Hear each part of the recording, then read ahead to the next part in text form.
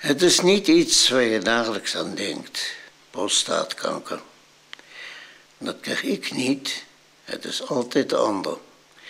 Mij overkomt nooit wat. Ik sta in de kracht van mijn leven. Maar helaas, aan de gevolgen van de prostaatkanker sterft elke 4 uur een man in Nederland. Movember haalt geld op voor onderzoek naar prostaatkanker als jij in de maand november je snor laat staan. Klinkt geinig, maar geloof me, het gaat om een heel serieuze zaak. En iedere snorhaar levert een bijdrage aan de strijd tegen prostaatkanker. Dus laat je snor sponsoren op movember.com. Want we willen toch allemaal gezonde mannen?